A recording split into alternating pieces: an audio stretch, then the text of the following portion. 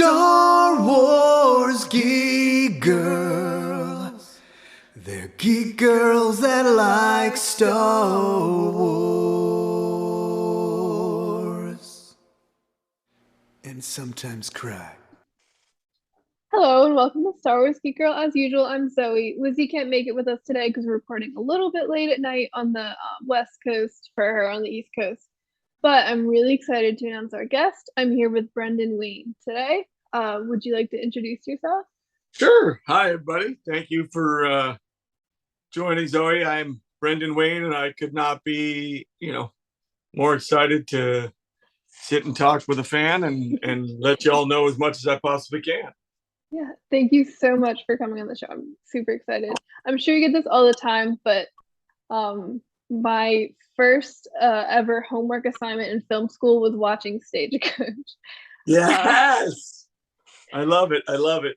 That is really So cool. It's either Stagecoach or The Searchers. yeah, I watched Searchers for and I'd already seen it, but I did watch it for another homework assignment, another class too, Yeah, that later. makes So sense. super excited. So I guess I just have a few questions and stuff, and we could just talk about for anyone who isn't aware listening, Brendan Wayne is the grandson of John Wayne, who was a big film star in a lot of westerns, I'm sure you know. And he also in Star Wars, oh, there he is. He also in Star Wars is one of the actors in the armor for the Mandalorian in the Mandalorian and also the Book of Boba Fett, correct? Oh, yeah. Yeah, Oh, yeah. okay. Um, yeah, so I'm super excited to talk to you. My first question is just before you were able to join the Mandalorian, what were your experiences with Star Wars at that point? Uh, Obviously was not working with any Star Wars. So for me, my journey with Star Wars began, young. It was one of the first movies I remember being taken to. I'm the last of 8 kids. So I was able to go to that movie with my brothers and my mom.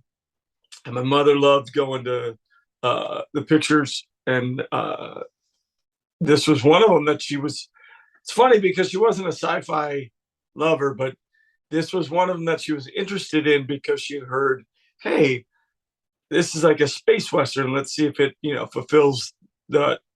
And I think we were all blown away. I obviously, being a young guy, was I was done hook, line, and sinker, 1,000,000%. I was in it. I was like, oh, I want a land speeder. This is so cool. And then, all the way through the Empire Strikes Back, Return of the Jedi. I was like, we would wait outside the theaters back in the day. You couldn't buy your seats beforehand, so we would wait outside the theater for, I think it was Empire Strikes Back.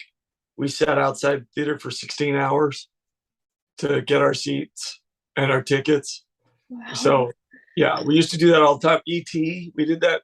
We did that with Return of the Jedi, but it was a big deal because we had so much time in between movies, whereas now they move at such a faster pace. So interesting, very different, but interesting. Yeah, that's cool. Were there any particular characters that you really liked? Being the last of 8, obviously I loved Han and Luke. Like, it was very cool, but when we'd go play, I didn't have those options. The bigger kids got to take what they wanted. So it's funny because initially I disliked Boba because he froze Han and made me really mad, especially because I had to wait so long to see the outcome. Um, so when that occurred, I didn't like him. Then just I just liked his look. Okay, does that seem to be working better? Yeah, I think so. Sorry about that. No, that's okay. It's definitely on my end. I'm pretty sure. All right, there we go. How's that?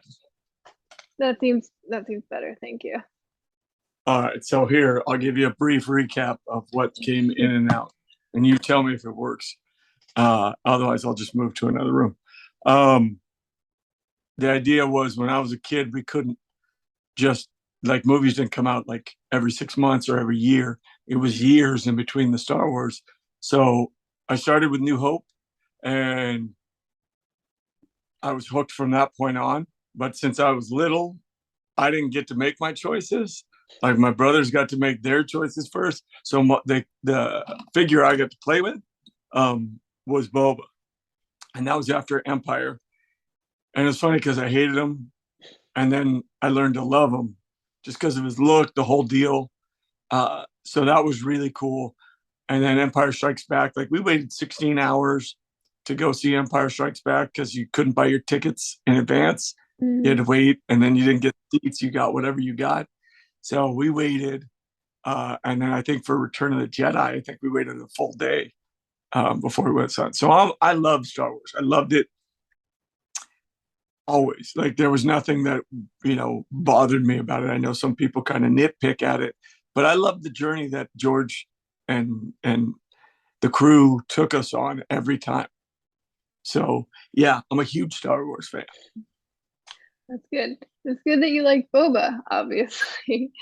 It was very interesting how it worked out. Yeah. So it leads really into my next question, which was how, what was the moment like when you kind of found out or realized you were working on a Star Wars project, and like how did you feel? I had no idea. I knew I was going in for something, and it was the only thing they could tell me was it was a galaxy far away. So I was like, okay, Star Wars. So they were like, it's really, and I didn't even know what I was like. Normally you get an audition and you get sides. I didn't get any of that.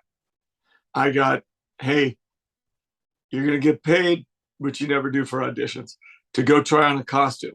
And I was like, okay, that's weird. Like, yeah, you go into this legendary place, Legacy. They're unbelievable. They do every movie you've ever loved, the characters, Terminator, all these things. I was like blown away.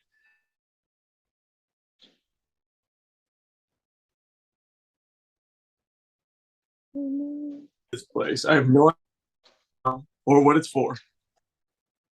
And I go in, and first thing I see is it's Arnold. It's the Terminator, and I'm like, oh my, this is amazing. So I'm looking around, and then I see the Avatar characters, and I'm just like a kid in a candy store. I was like, oh my god. Then they bring me a costume. We need you to try on. I can see him kind of looking, going, not as tall, and I couldn't figure out why that mattered. But he made a costume.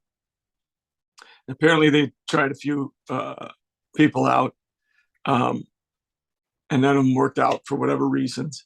But they had made a costume for one of them. Like they were good. That was the guy they were going with. But the guy was like 6'5".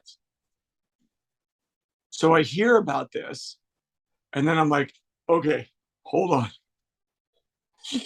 I'm never gonna fit in this. And they're like, no. This is amazing. And nope.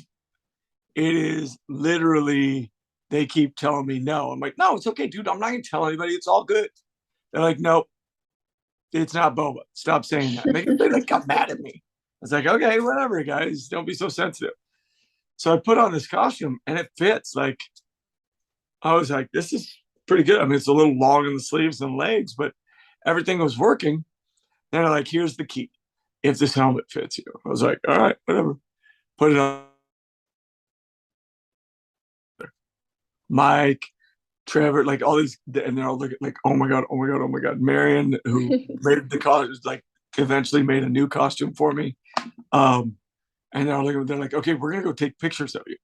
And I was like, oh, okay. So we did some whatever, and illegally. And I was like, this is so unbelievable, really cool. And they're like, you're the guy. I was like, yeah, okay, whatever. I don't know what that means, but okay, all good. And mind you, I had a kid who was about to go away to college. So I think it was like 2 weeks from that time, I was going to go back to Boston because my kid was going to BU. And so I I walk out of the room. I don't think anything of it. Go drive away or whatever. 10, I don't hear anything. My agent's like, hey, I still haven't heard anything back. I'm like, it really is. I know it's some kind of Star Wars thing. They say it's not Boba Fett. I don't know what it is, but it's something.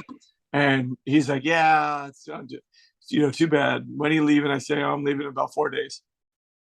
He gets a call. He calls me, Brandon, trip. I'm like, I'm not moving my trip, bro. He's like, no, it's a screen test for this. I'm like, I'm not moving my trip. Taking my kid. There's only one time I'm ever going to be able to take this kid to college. It's not going to happen. Too important. He's about to go. Like, he's like, no, you cannot turn this down.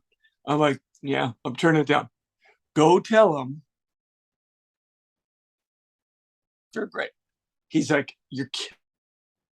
So, needless to say, they moved it. I wasn't trying to big time them. My priorities were my family first. So I get down to Manhattan Beach. I walk in, I meet Dave Filoni, I meet the prop guy. Settle in. Like, I was like, oh, I'm working on Star Wars. Oh my God, this is good. And I don't even know really. I know I have some sides now. I know I'm going into a bar. I'm going to talk to some guy named Grief Karga. I'm going to talk to a bartender and maybe get in a fight. So they have me walking around, and the shoes are size 12 and I'm a size 10. And John's looking at me walking, and he's like, I think you're overdoing it. And I go, you know what? Honestly, it's the shoes. They're just too big. So I feel like I'm like Mad Magazine walking, like, but Ben's a little. He's like, why you get your tennis shoes, whatever. They went and found shoes that fit me. So I walked around, and then he's like, that's it. That's the walk I'm looking for. They're like in the helmet and everything. I want you to walk upstairs, walk up a ramp, jump, whatever. And I was like, okay. And I did it. And they're like looking at each other. And apparently it was really hard to do. I didn't have any problems with it. I'm not like bragging. I just happened to have the right visual abilities. And I'd done my work before I came in. I walked around in a Boba Fett helmet I got off Amazon. So, like, I did my work, but it was funny because usually on auditions, I'm just hopeful that they'll see me. I'm like, thank you for seeing me. They're like, yeah, great. We need somebody to actually book the job. But I was too busy not giving a hoot. And so, like, when the prop guy came over, he's like, here's this gun, this big rifle you get to carry. And I'm like, I hate it. You got to cut it down by like what? And he's like, what? I'm like, it's too big. I won't be able to walk with it. We're going to have to put a magnet here so I can flip this gun over. And these guys are looking at me like, and mind you, Jon Favreau's standing there and Dave Filoni. And I don't know what it was. I mean, John's always so comfortable to be around. He's so, I don't know, collaborative. So I just, whatever. I was like, yeah, this is what needs to happen. This, thigh pad's wrong. This has got to change. Blah, blah. And like, I thought about it later and was like, who the hell do you think you are, sir? But it worked. And I left. I get off at school. I didn't know anything that day. I had no idea what they really wanted. I only knew that, I was told, hey, this is going to be like the David Prowse and the James Earl Jones kind of thing. I was like, okay, cool. Sure enough, man, I was on that trip, taking my kid back to school, stressing about how am I going to, how am I going to pay these bills? So you cut out a little bit more again there. I'm so sorry. That's okay. I'm going to move to the next room. Let's see what happens. Sounds good. This is my artist lab. This is where we do a lot of painting and things like that. Wow. Yeah. Cool. I turned my garage into a school when the kids were on Zoom. And then we made it into an art studio when it all ended. I'll be right back. Yeah, take your time.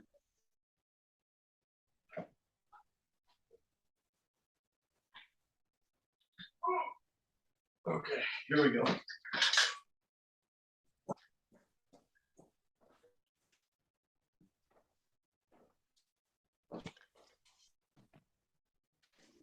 Okay, let's see how this one does. All right. That's better. All right. All right, let's see if this one holds a little better. Okay. I hope so. Perfect. Thank you so much. Yeah, no, it was amazing. I got to walk into sets that were made for me and were my childhood dream. You know, watching Star Wars, you wanted to be there wherever it was, whatever galaxy it was, Tatooine, you know, Sorgan, anything like that. Like I just wanted to be there. And then, you know, midway through life, I get this opportunity to play again. And I don't know, it reminded me to play and to enjoy it. That's amazing. Yeah. So I do have to ask this since I'm so curious. So I know Grogu or his baby Yoda or the child. I know that was kid. the kid. I know that was a huge secret on set. I assume you were let in on it. Oh, I mean, when I was getting suited up for Mando, when I was getting my costume made, it was at Legacy. Legacy, those guys, I mean, they win every award that's out there. They're amazing. They were making, you know, Grogu or the, you know, the child as they called it. And I mean, I saw it before it had its skin on its head. Like I saw it in the like I've seen it. I've seen this kid since birth.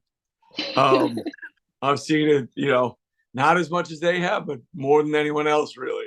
And Yeah. it was amazing. But I didn't share everybody's opinion. Well, I don't know that everybody had the same opinion, but I didn't share everybody's opinion that this was going to be, I don't know, the be all end all. I just, oh, it's another one of those characters like an Ewok or something, or you know, like Yoda, and you know, they were having none of it, and they were right, and I was wrong. It did blow up quite a bit. So what was your first kind of reaction to realizing like what the really father son story of the Mandalorian was and having that relationship with this character?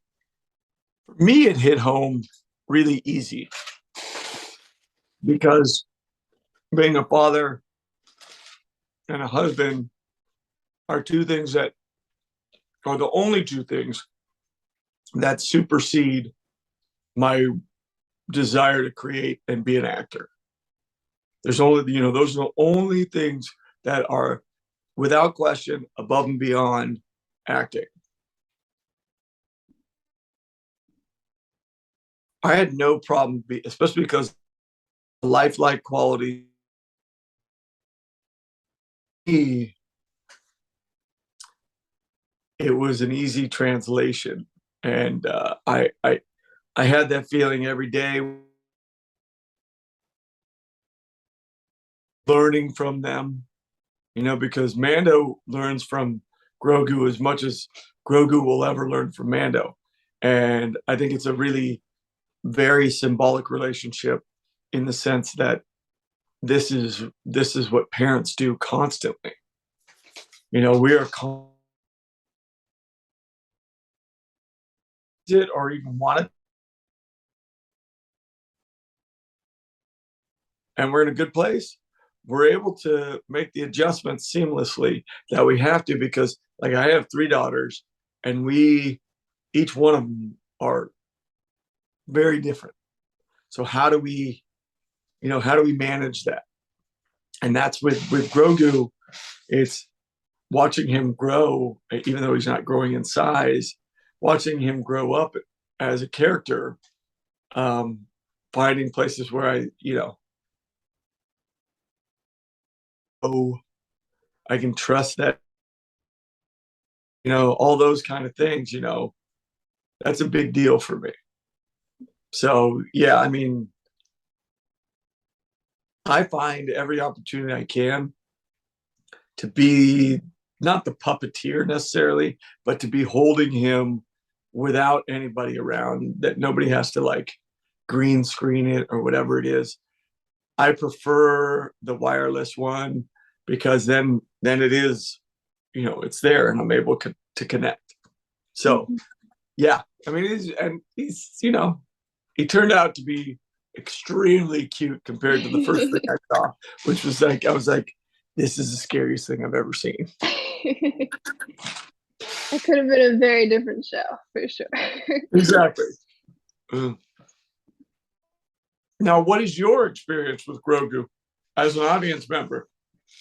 Well, I mean, I think the first reaction a lot of people had was the first time you see him on screen at the end of that first episode. And it's like, oh my gosh, this is the cutest little thing ever.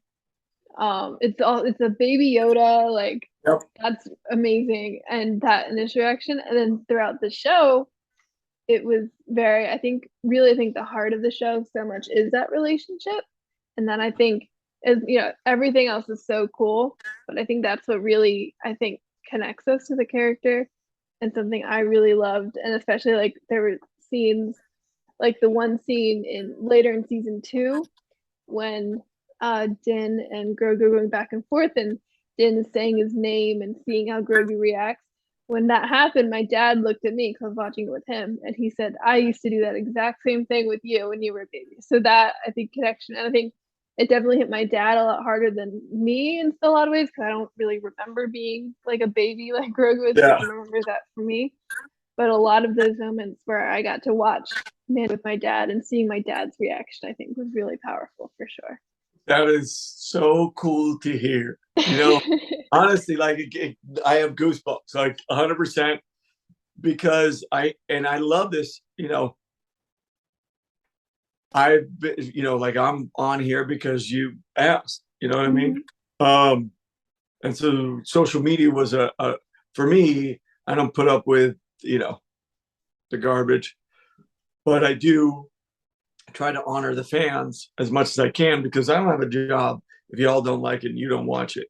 So if I get an opportunity to, do a podcast or something, I'm happy to do it, because first of all, I get to hear a story like that because I read the stories. People send them to me and I get those things that I loved when I was a kid, which was movies were a way for my mom and I to really connect, and really we had conversations that I don't know that I would have had with her had it not been represented on a screen, so that I could take it away from me and then she could talk to me about a subject that might actually either affect me later, affect me then, and learn a perspective that wasn't mine, that had experience.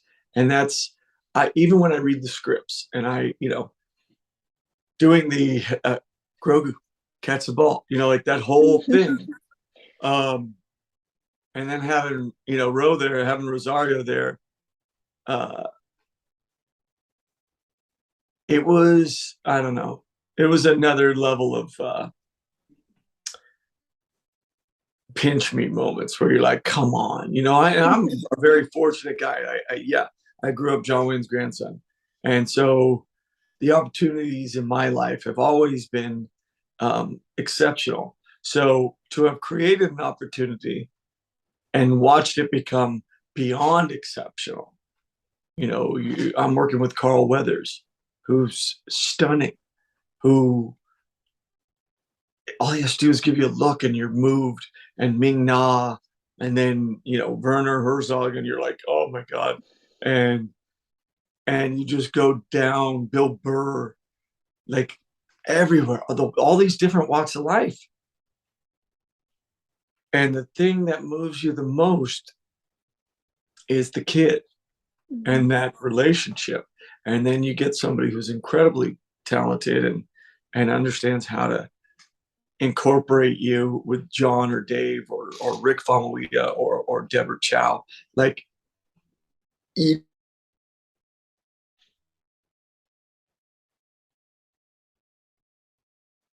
surrounded by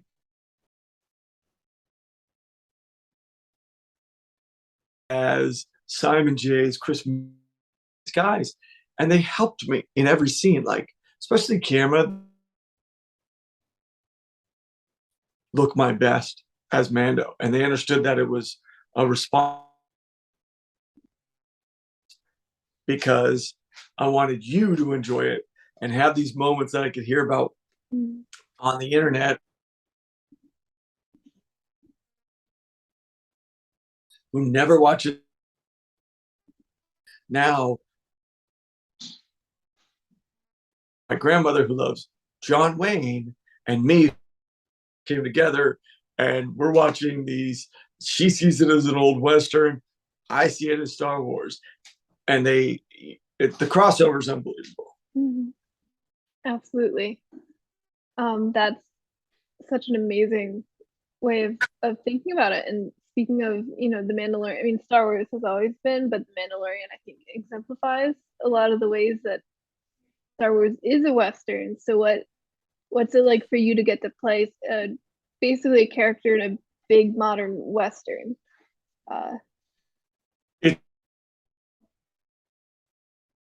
I'm like, no, I will never get tired of it. I don't know. Get to go on a set and they build, the N1 comes in, or I'm in Pelly's new garage, or in the day looks like. And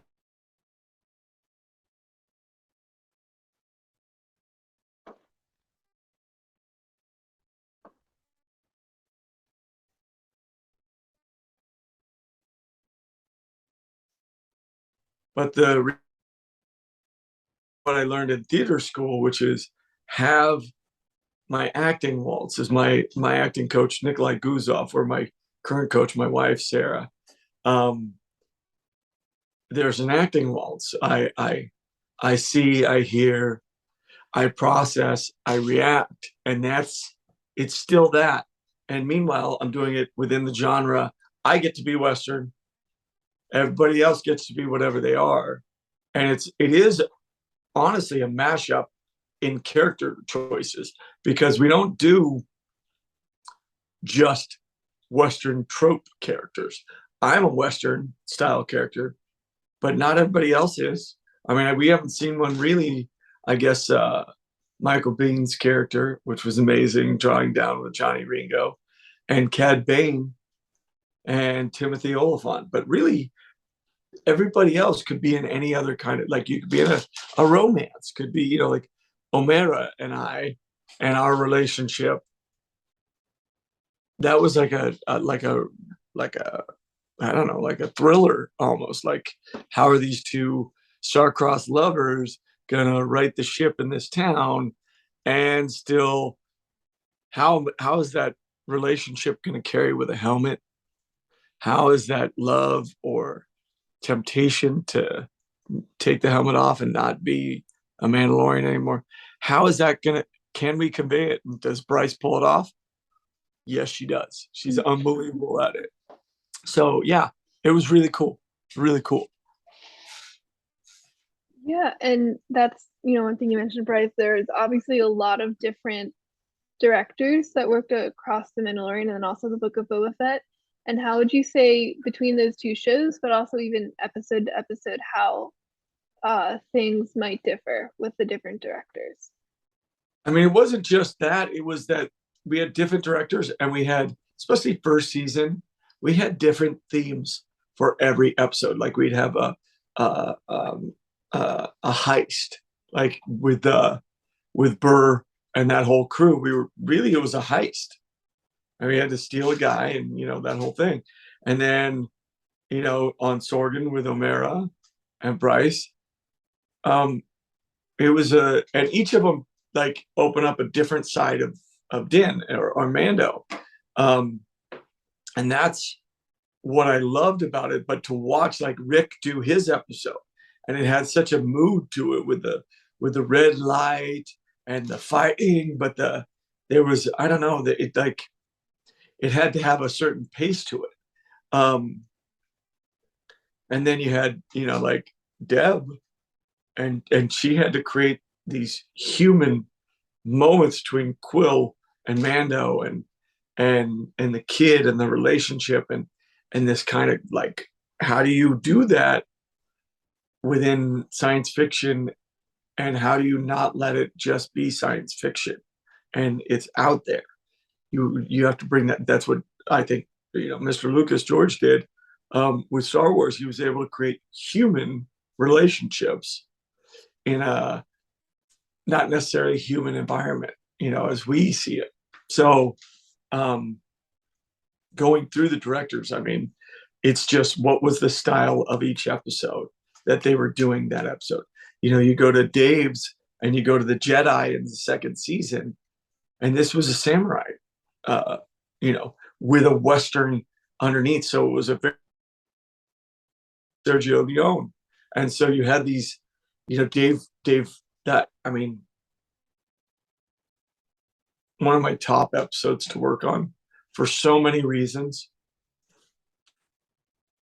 But the biggest of which was it was something that Dave loved. He had his heart. And it fed me at a time when I needed something, because physically I was just coming out of the hospital. So it was incredible. And then, second season I get to work with Robert, who's one of my idols. I'd never met him. You'd never want to meet your heroes because you'd never want them to. I was talking to Ice-T in New York last weekend, and he turned out to be a really good guy. And he said, I know you never want to meet your heroes. I'm glad that I, am true to who I am. And so I meet Robert, and I'm like, I met presidents. I don't mean that as like a name drop. I mean, like, I met popes, I met presidents. But meeting Robert was like, it was like meeting John on Cowboys and Aliens. Like, I admire your work. I admire what you've done. And for me and meeting Robert, I was so curious to see if he really was that creative. He was so beyond my expectation. I have no idea like how to explain it. And so other than to say, he got to be dedicated as a character and help me as an actor. And it still has, because I didn't want to do it because I wasted my time when I was younger, not doing it when I was given the opportunity. And so I had been holding things. And so Robert had pulled me out of this non-creative spot and opened up another door for me. And then you get like Rick Famuyiwa, and I'm in the Mudhorn fight, and I pull the vibro blade up and I have my head down. And it's a moment. First of all, I'm miserable in the water, in the mud, in the suit. And I'm the toughest guy, so I'm never going to tell them something's hard. And so I'm just going to get through this. I'm going to figure out a way to get through this. And I want to test myself, and I want to push myself. And so I told him, I was like, I think this is dumb. I'm going to look so stupid doing this. And he's super mellow, and he doesn't take any offense to it, which somebody could easily. He didn't get defensive. He said, let's just see it. Because I think this is going to be one of those night moments where you're like, this is the night of, the round table, like this kind of moment. And I was like, I don't get to it. I trust him. But I don't know that I trusted him completely until I went and saw the playback. And I went, oh my God, you're so right, Rick. And he was very genuinely happy. And from that point on, it taught me to, if I had a question, to ask it, but to trust in the vision, because I have to tell Mando's story. That's my job. They have to tell this huge story. And I'm not doing that. I'm doing this. And that's your job as a director, is not to tell my story, but to tell the story. And that makes it very different, because you go from a one person or me and the kid story to how do we incorporate the world around us, the environment around us? How does the environment affect what I'm shooting? And I learn all these things. And the whole time I'm like a deer in headlights, because I'm on a show that I know is big time. And I'm like, I want to do it justice. And so I'm sticking to my guns as much as I can. But I know that I got to find places to go and be free. And so I just sit there and talk to Carl Weathers the whole time. And this man, he was my idol when I was growing up. Uh, he took me under his wing and he really worked with me. Like, what's your relationship? What's this moment about? Stay here with me. Oh, you're having a hard time physically doing something? Because I find my characters physically almost always. And so he looked at me and said, then just do it. Stop thinking about it. How would your grandfather do it? And I remember having a problem going up a ramp. I was leaning too far and they hated the way it looked. And I was like, I don't know what to do. And he goes, then just walk up. How would your grandfather do it? I go, like this.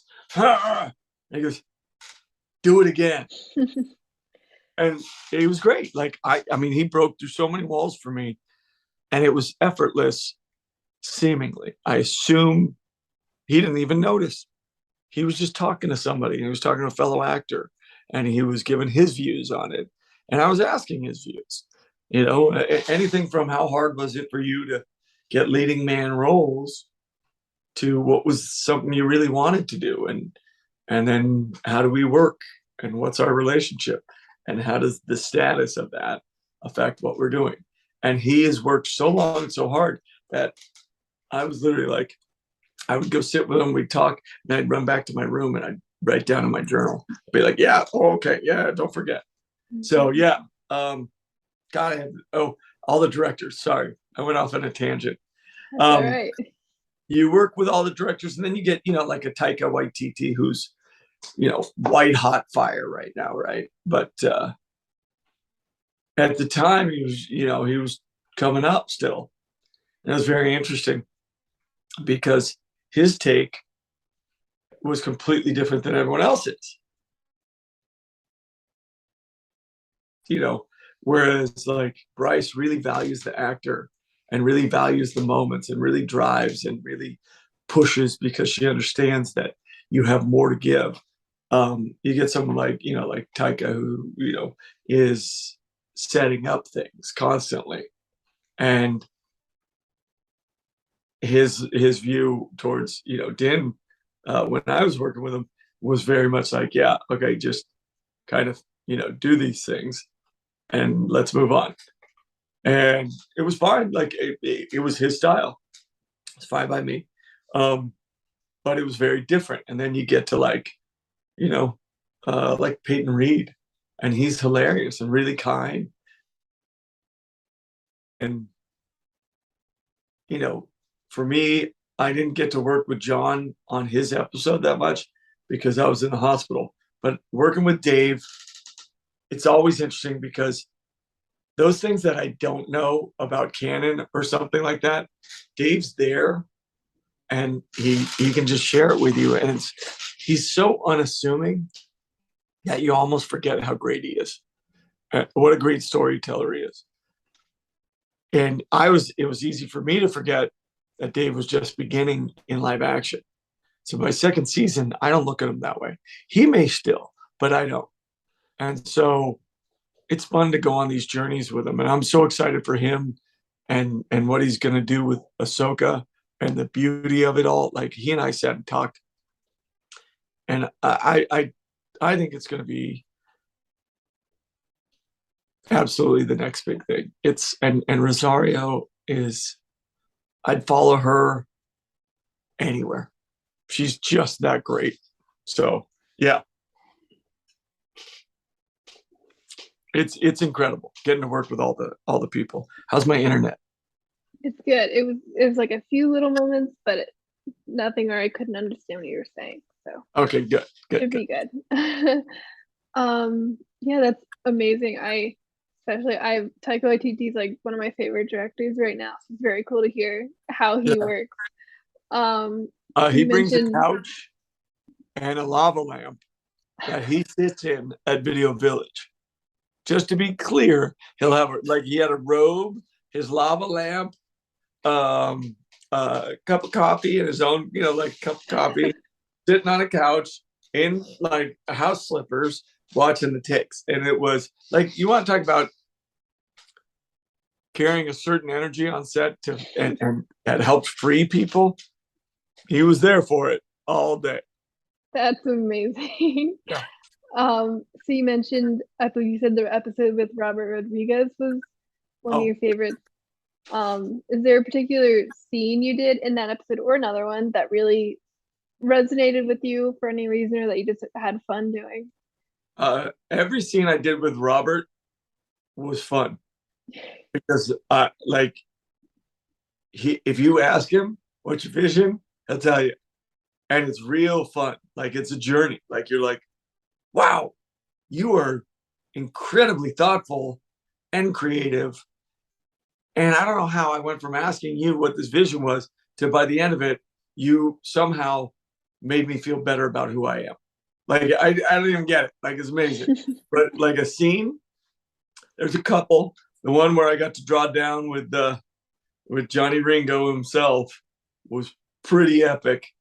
And the build up to that was amazing. Finding out the kid's name with Ro, that was a big deal for me. And then Robert's episode and working with Tem and Ming together, because Ming's my queen. Like I bow to her. She's my queen. And having Boba drop in the way he did, and he came in with guns blazing, just shredding things. That was it for me. Like that scene right there, where we were when we did it. It was our first location shoot ever. And who I was with, like Tam Morrison. Like you talk about people, you want to work with people who are willing and capable. I mean, he is willing and capable all day, acting, physicality. Ming's the same way. So it was tremendous. And then, yeah, I mean, it's incredible. Incredible.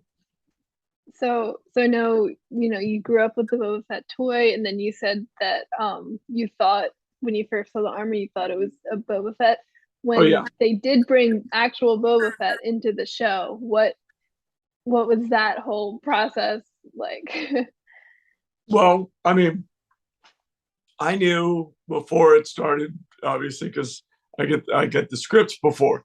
So unlike a lot of people, like in the episode even, they didn't know he was in it. So to see him walk on, for me, seeing Boba come out of a trailer, I was like,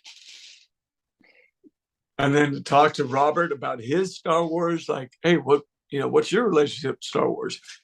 And he showed me that video that you see of what he and his kids did to create a Star Wars, like, this is what we see moment, like a previs, so to speak. Like, I don't know. Like, I don't think words can do it justice, but it was like,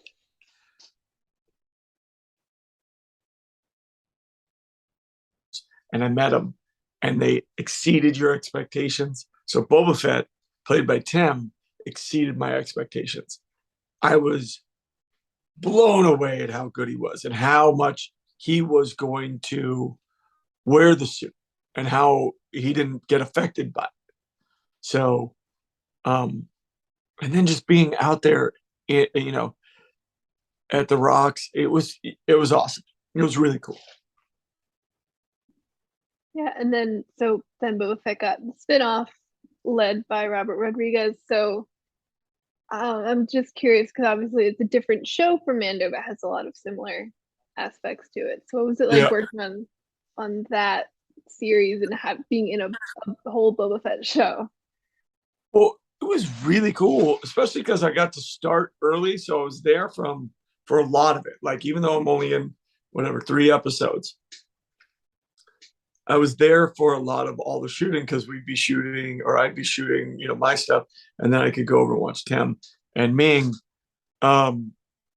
You get to be around like David Pasquesi, who is unbelievable, and then you get Pelly, who's Amy Sedaris, and you get it's I don't know, like working on that show and not having to feel the weight of working every single day and preparing for whatever scenes you're doing.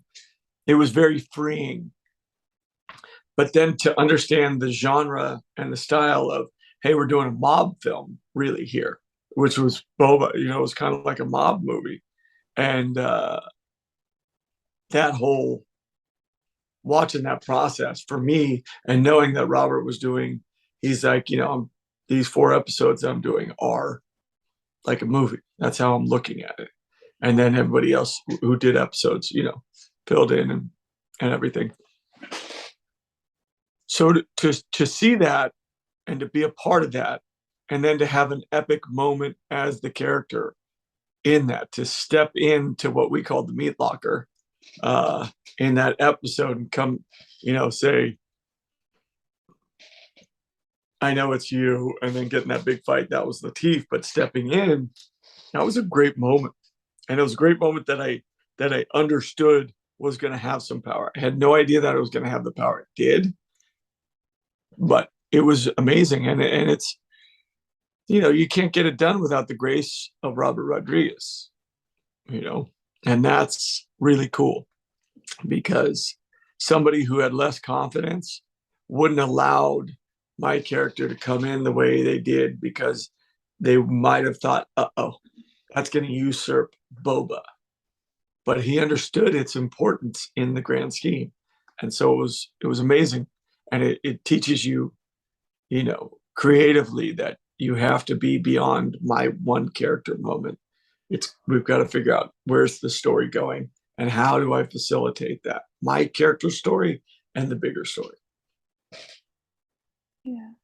And I think both, like you said, Bo was more of like a mob film in the form of the Star Wars series, which is cool. And one thing, this is me being a little bit of a production nerd that I'm curious about. So the Mandalorian really was the first kind of big project that used the volume, the set soundstage there. So I'm really curious, because obviously you've worked on other projects before, and obviously they did use some like on location sets and things for the series. So I'm curious on like what working in the volume was like as an actor compared to other kind of sets you've been on.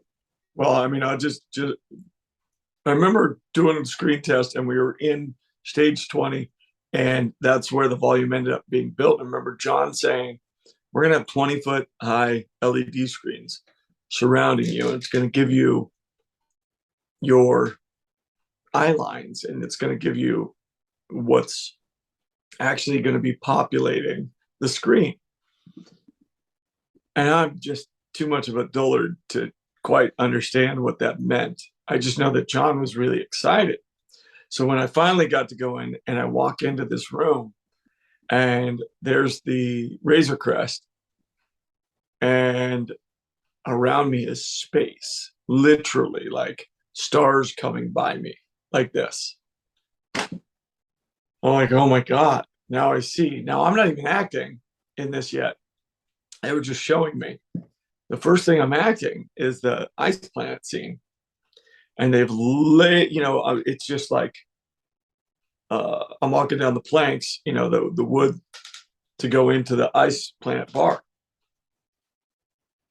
And I remember looking around and just seeing like I was in Alaska in a terrible snowstorm or something, and going, this is unbelievable. Like, it's crazy, because not more than, I don't know, a few years earlier, my wife was working mocap for Jungle Book. And they had nothing. They had green tapestry everywhere, and people were walking around with nothing surrounding them. And so all I could think of was my Uncle Patrick. He did Sinbad back in '72 with Jane Seymour, and he had to fight these, creatures, right? So I tell him, hey, this is what I'm working with. And he just shaking his head. And he's like, I had a guy with a stick and a ball, and I'm looking up at this thing. And I'm like, that is the greatness of the volume, is that it allows you to continue your relationship rather than go, oh, I have to figure out what's out here. And it's there. So you're able to be affected by your environment just like any character or person in real life would be, within trying to create the acting waltz that happens here to there to here to there. So unreal is not a big enough word. I know that it doesn't work for everything. I know that Greg Fraser recently said it doesn't really work for daylight or this or that. I don't know. I think we've pulled it off pretty well, but he says, dusk or dawn, things like that. That's when it really sets itself apart. This as Mando, because I reflect so much, I prefer that being on the volume than being outside, because if there's an airplane and you see it in my chest and somebody else doesn't catch it before it goes, we're going to hear about, hey, there's a Starbucks cup in the middle of Game of Thrones. You know what I mean? Yeah. So, yeah. And to try, like, that kind of conversation happens on set. Like, to think that we're not aware is absolutely untrue. Like 100%. Everybody's like, oh my God. But to be able to work with a vehicle like this and to be able to walk, like we did a one shot in Book of Boba where we are on one floor the whole time. I walk in, I get in the elevator, I go up, I come out, the camera follows me in, turns over here, I'm at the bar. You see the bar as I turn in, and then I go into this separate room on the same floor, but like I go in a room and there's a table and I throw the head on the table and they're like, what if we don't pay you, whatever. And then comes out, follows behind me. I get back in the elevator. I go all the way down to go to the Mandalorian covert and I walk out. And then the next scene is me walking in the ramp. So that whole thing I just described up until I'm walking down the ramp and I take a fall is a one shot by Simon Jays, who is, I don't know, he's one of the greatest Steadicam operators I've ever seen. And the whole time he's telling me, stay here, go this, like it's just unbelievable the way he's able to see, keep me in the frame, do his job, and carry the camera the way he did. That was award winning for me. Like a one shot in the volume. And we keep, I'm gonna tell you right now, no spoiler, season 3, we're pushing the envelope in the volume again. It's gonna be amazing. It really is gonna be amazing. I'm very excited. I promise I won't ask you anything about season 3 because I know it's locked down all the secrets and get Giancarlo to come on here, and I'm sure he'll tell you some secret. But I mean, we have announced quite a few people on the show, but I think there's even quite a few more that nobody knows about, and we're all good with it. It's going to be awesome. You're killing me. I'm so excited. Yeah, I won't ask you anything because I know you can't tell me. But I can say, and you can if you can say anything else doing this too. But I'm just curious if you've said a lot, but if there's like any one thing you could say you've taken away from the whole experience of The Mandalorian and joining the Star Wars universe. First of all, there's two, because there are two different ideas. So from my point of view and my life that I, was fortunate enough to have prior to this, understanding that fans are vociferous and understanding now that they have a platform that is unlike any other platform fans have ever had before. Like fans of my grandfather never had that kind. I still have handwritten letters to him and handwritten letters that he sent back. There's something both impersonal and personal about being in this universe. But the support and love that I've gotten is, I don't know. It's quite amazing. I know some people like to comment and be like, "Oh, he's throwing shade at Pedro or Latif." I love these guys. Like, I love these guys. Latif and I are together all the time. I am not a stuntman. I've never been a stuntman. Latif is the stuntman. He's incredible artist that way. Um, I studied acting. I just happen to be physical, so I'm able to do certain things, certain character type fit within my range, and that's where I fall into Mando, and that's my part, of Mando. And Pedro, it's needless to say, the dude is unbelievably talented. And so, like, people going, "Oh, he quit," or these, it's just, it's preposterous.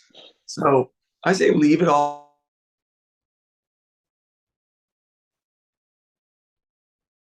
because there's a journey to be had by everybody. The inclusivity of it all is unbelievable. So I love the fans. I love that we're telling a story that matters to them. I love that it reinvigorated Star Wars for people. Um, on the flip side, as an artist like you, as somebody who's a creative, um, what I've learned is learn as much as you can. Understand that other people who are working have knowledge, whether they're giving it to you freely or not, and you can build yourself a foundation to really work from. But don't forget who you are, and don't forget that your artistry, your mind, are what we need. We don't need somebody else's. It's you. People saying, "Oh, you got to be like Pedro, or you got to be like the Latif, or he's got to be like you." That doesn't that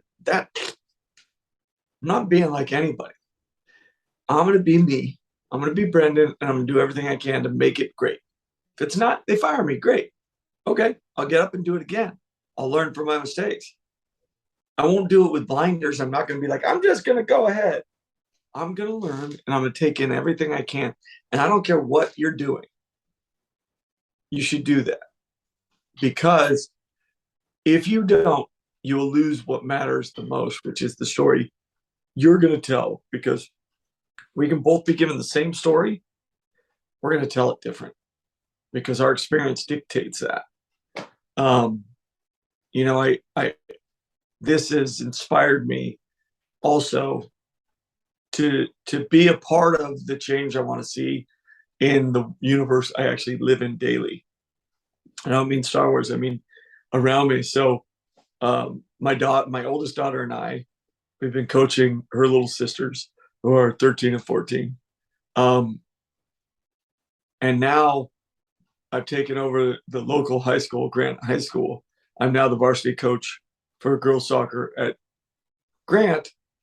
And I want to build a program that supports the growth of young women through strength, through them understanding, not being told what to do, but them understanding what needs to happen and them creating on the pitch their outcome.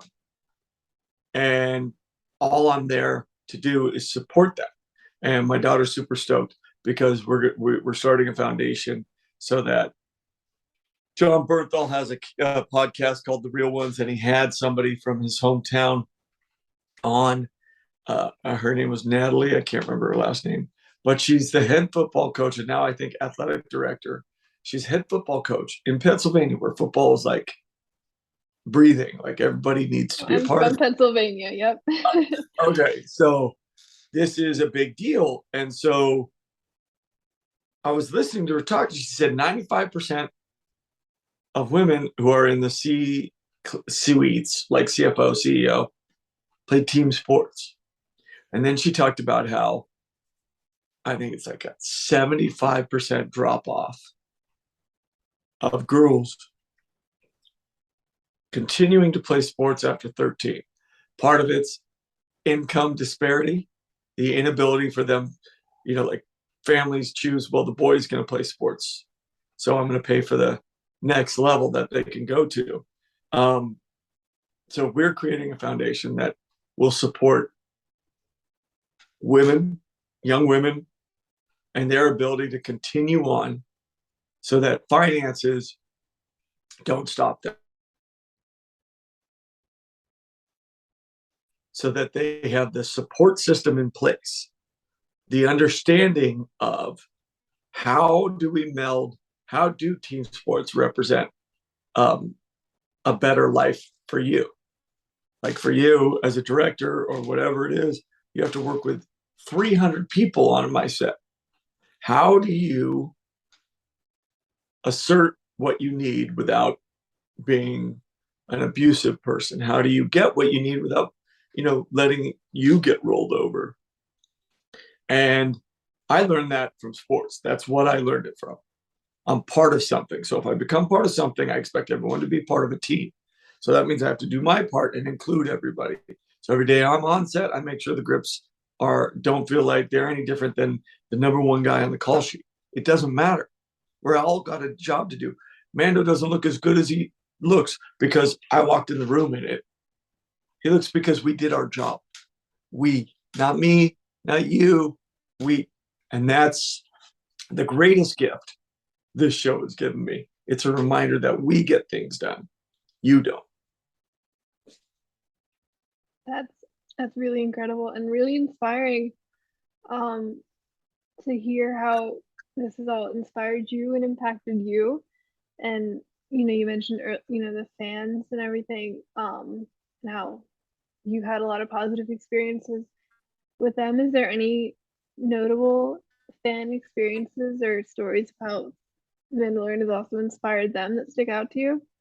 I mean, I honestly, I have a few that I've written, and I've thought, man, uh, a gentleman came over from the Netherlands, and he was a police officer over there, and he was involved in an incident where he was attacked, and he had PTSD, and he was having a very hard time getting motivated to go back to be a policeman. And he said he had gained weight. He was very depressed. He just felt terrible about himself. And he turned on the Mandalorian and he got back in shape, and he got back in the force, and he got back to protecting and serving the people around him. And it made him whole again, he said. And I was like, you are blowing my mind. All the way to, there's a incredible family that I met through the daughter, Bryna Jones. And turns out her father is an incredible basketball player, which I played, she played. My father and her father played football at USF at the same time. We had no clue, but she was a fan of the show, and she was so kind. And I've lost my mother and my father. And then my wife has also lost her mother. So my children don't have a grandmother. Um, and then Brian and I connected on Instagram of all places. And she seemed genuinely like a good person. Not only has she exceeded being that image, but we've become family. Like, I call her mom Grandmama Jones for my kids. And like her sisters, my now sisters, have, came out and saw me at New York Comic Con. So there we built relationships like that. And then if you look at I think it's still on my story, maybe, there's a young man, King, who was fighting cancer, and he and his family got to watch The Mandalorian together. And it was something that made him happy and helped him fight his cancer, which is in remission.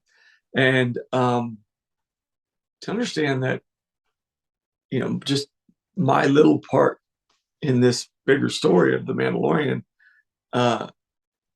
has helped people heal. You and your dad having a moment like that, like those stories mean everything to me.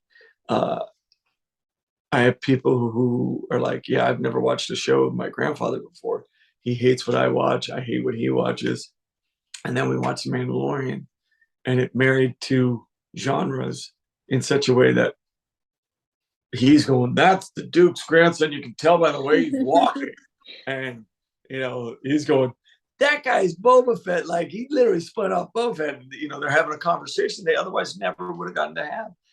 As an artist, you hope you can be part of something like that. You never know if it's ever going to reach. If it reaches one person like that, oh, amazing.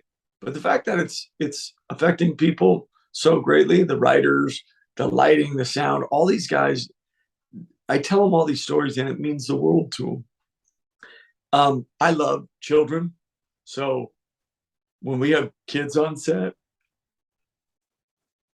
that might be my favorite thing in the world because they have that thing that drew us to storytelling, which is imagination and freedom. They don't have those barriers of life, of obstacles that we put in our way or somebody else does. They don't see anything as an obstacle. They might see it as a challenge. And so I love to just go be around it. I become pen pals with one of the young characters who was in the background and stuff. And she's amazing. Lillian's one of my favorite human beings on earth. She invited me to her Halloween party. And you know, I mean, I work with fans. Ego, the grip, like if Dave's not standing next to me and I need something answered for a Star Wars canon question, I can literally turn to Diego and be like, hey, what's the story? And like, I don't know, 9 out of 10 times the guy's dead on. So I don't know. I love it. I don't really spend much time with any negativity that's out there. I love the people I work with. I'm honored to be a part of their world. They bring me up and make me a better person. And I love that they're kind to my family too. Um, it means the world to me. So the fans mean everything. Without them, I got nothing. Honestly, both as a job in general, like any show you're on, but also they should inspire you to tell good stories, and we owe it to my brothers who are fans of Star Wars. I owe it to them to demand a great story, and I don't think that's I don't think we failed thus far. I don't think so either. I love everything. Love the Mandalorian very much. I'm so glad to hear that perspective. And I just have to say, I really love how you really name people throughout everything you say and like give them that specific recognition. I think that's just a really awesome approach to telling these stories. I think it's important because I can say a grip, and people might not even know what they do. They move the camera, they like those kind of things. Like they build it so that I can get up into a ship. Um, and Bud, who's the boss, it starts there and goes down. And like I'm telling you right now, they're pros, and the biggest fans. And it's amazing to be a part of something where my Andrew Clatters, guys who are PAs who are working their way through, Jeff Weiner, who are incredible actors, Joey, like Aaron Fitz, like I can go down the list. My number one is Kim Richards, our first AD. She's going to be a phenomenal director. She directs now quite a bit, really helps out and makes it easy and seamless for all the new directors that come in. She doesn't get enough credit. She doesn't. And she is, without a doubt, the future of this industry because she's a strong, driven woman who doesn't have to be a bitch to get ahead. Do you know what I mean? Like the idea that you have to be this. She's not. She's strong. She's intelligent, but she's not ever gonna lower herself. She's always gonna raise the standards around her to where she should be. And I don't know. I mean, she's my family too. This crew is my family. They've been my family since the beginning. And when I lose a member, like if we change, grips, and I go from George to Easy to Diego to Nate, like to any of these guys, like I see them in the morning and they give me joy. Like, it's great. Johnny Mac, Corey. Like, I mean, I go Sean running our sound. Veronica, she left us this season, but she was with me from the beginning. Then we get Yvette, who's a roper, who's amazing, lives in Montana. She's amazing. And I'm so, the other thing is, it is important that I say it, which is I'm surrounded by capable, creative, incredible women on this set, 50-50 at least. And I don't mean like 50% of the women are and 50% not. I mean, like, there's as many women as there are men on the set, both in the grips, lighting, everything. And so it's great for me. Again, selfishly, I have 3 daughters. So to be able to walk them on a set and for them to be represented is amazing. Like, mind-blowingly cool. And then to see powerful women like Kathleen Kennedy, Bryce Dallas Howard, and they're just regular people. My kids couldn't learn from me that way because although I'm their father, they don't look at me and they aren't represented. So to have that, such a huge, huge blessing. And that's John and Dave. They're not afraid by it. They see talent, and that's all it is, and capability. So, some of the strongest characters in this story are women, from Princess Leia to Bo to Cara Dune to Ming Na and Fennec. Like, I go and ask for help. I think of 3 women, right? Bo Katan, Cara, Fennec, all women. I don't know how many other stories you've watched lately where that big, strong male character, Pelly, sorry, Amy Sedaris is Pelly, like, they're the ones who carry me in a lot of ways, you know? And quite often, if you look at the male characters, we do have moral issues that we overcome to be better. You know what I mean?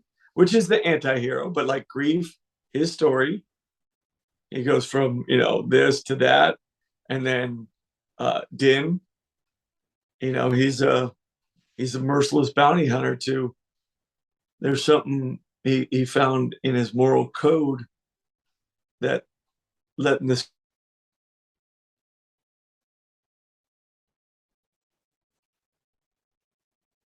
So I don't know, it's very interesting to see this kind of like turned on its head. So I'm a big fan. So Yeah, I know for me, The Mandalorian, actually, the first season came out when I was in my first semester of college, first starting film school. And so seeing yeah, Star Wars, like my favorite thing, and to have this wide array of female directors, which was new for Star Wars and still was and still is pretty new for pretty much everything. And then I then watched the behind the scenes series that they did on The Mandalorian, yeah, and there was a lot of women there too. yeah, And it was just so cool to see, and I'm so glad you recognize it, and that your daughters are also empowered by it. yeah. I Also, do want to say, because you did bring it up and I didn't say it quite enough. Deb Chow, she was the first one when I started rehearsals in season 1. She was the first director I met, and I don't think I've ever met a more thorough, creative, empathetic director in my life. Like, she understood how to support and strengthen me as an actor so that I could live that life. So yeah. yeah, it's incredible, all the work from so many people that go into things. Sort of sideways related to that, you've mentioned a lot Latif, who is one of your fellow Mandalorians, and then obviously there's also Pedro. I believe Barry Lowen is another person you Yeah, race Barry. forever. I'm not sure who else, if there's any more, but obviously with that many people really taking on the same character, albeit in different ways, how do you manage to still be your own person playing the role while also making sure that Din Djarin still does feel like one character? I mean, I think just because of the way we grew him, we don't have to really think about it. Because when Latif's fighting, none of us can do what he does. Not his fluidity is and balance are amazing. So he can't really think too hard about anything else in that regard. So it has to kind of we have to do our best to be there for moments where Mando has to come out. And so like if it's drawing a gun, he and I will talk about it and we'll work it and we'll work it. And if you look at the behind the scenes, at one point I'm there and I'm kind of showing them. And so we constantly talk about that. Like, how would you do this? Oh, okay. So I got to step here and then come around and do that. And for the camera, it looks better than if I go like this. So if I go like this, it's this big round thing. So it's this constant kind of like conversation we have, because without it, we lose those things. And then it's up to directors. So if like I'm not there for them, usually they'll call me and ask me, or they'll say, if you're doing this, what's going on? And I'm able to kind of convey it, and they're able to then press it in through the character. And if they have to move the camera in a certain way so that it doesn't lose the value, then that's what they have to do, but you can't think about it during the process, because if you do, then it'll become too mechanical. So there does have to be a certain freedom, and either you can do it or you can't do it. Really interesting. And especially because you have these different people embodying one character, yet at least to me, it's very seamless. He always still, Yeah, that's I the think it Mandalorian. looks beautiful. It comes off absolutely gorgeous. Yeah, and um I know, so obviously you're probably done work on season 3 by now. Yeah. So what just I said I wouldn't ask anything. I guess I lied. But what if you could just, only say what you can say, but like what's something fans just very generally might want to look forward to, or what's something you really enjoyed about this most recent season? This, I mean, I can just, because we have the trailer out, Yes. somewhat, right? So thinking about what you see there, and being around Katie Sackhoff for the amount of time I was able to be around her, talk about becoming a better actor, person. Like she's like they talk about it, and so good with that part of the story we do. I mean, if you look at it, and she's in that throne and that walk to, like, you ain't seen nothing yet, but you should be really excited about what that might lead to, because it's a journey and it's so fun. Ever since I got to see the trailer at Celebration, Yes. way back. So ever since then, I've been very, very excited. I can't wait for 2023. So you went to Celebration. How was it? I did. It was really fun. It was in Anaheim this past year. I'm from Pennsylvania. It was a Oh, few months before I was flying out to start to live in LA for school. So it was interesting to kind of get a look around and be like, I'm gonna be here soon. yeah. It was amazing. It was great because I'd been to Celebration before, but obviously not since COVID. So it's been a Oh, while, and so getting to see so many people in person for the first time in like 3 years was yeah. amazing. I have you been to a Celebration yet? That was my first That celebration. one, That okay, was the yeah, one, where Pedro introduced the two of us. right.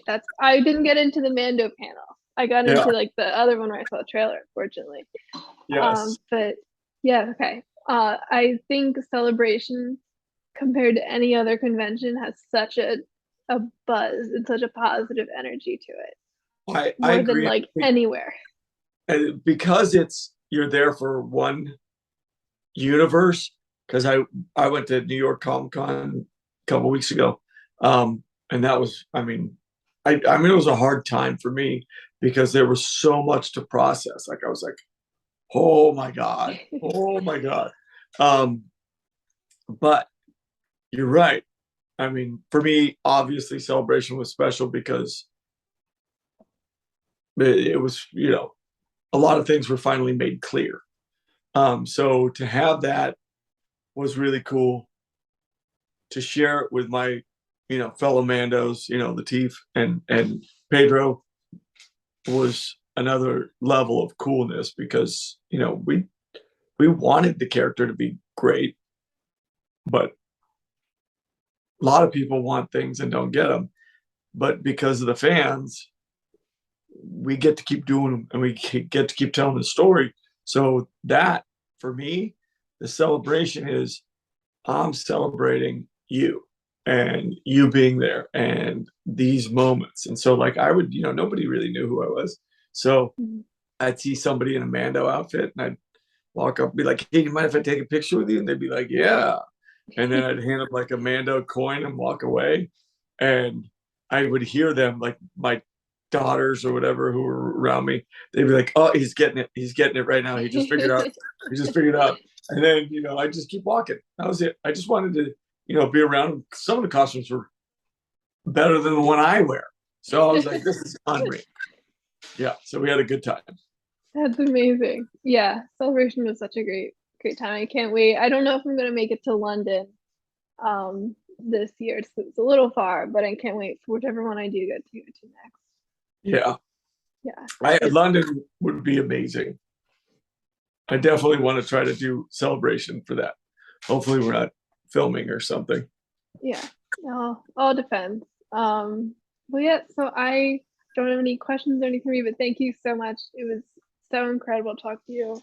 And you had such amazing answers and perspectives on everything. I know you talked about the foundation you're setting up with your daughter. Is there like a website for that or Not anything yet, people should but go to? once we have it, all, like, we're still going through the process to make sure that everything's charitable and everything. Of course. So once we go through that process, it'll be on my link tree on any of my social media. Okay. So you'll be able to hit it up there. Okay. But I mean, more importantly, if you believe in something and that it's going to make the world better, or you can do something, being of service makes life so much more enjoyable. Finding those moments, and I know we're all busy. Trust me, I know. I, I, I never stop. It feels like this whole time I've been eating my cauliflower and pickles, but I was at soccer practice coaching right before this, and that feeds my soul. So if you can find moments where you can go be of service to something you believe in, whether it's helping homeless or going to the local Y or the LGBTQT um, center and just being supportive, whatever it is, even if it's just, I go to, like nursing homes and just talk to people so that they don't feel isolated and alone. It's simple things like that. That's how we're going to keep the heart of this country beating. It's not going to be through tribalism, division. It's not going to be through I'm right, you're wrong. It's going to be through we all do our part in service to make a difference to something much is very much the kid, because it's not his kid, but there's something bigger than him that's feeding his responsibility to this kid who he didn't have to have it to.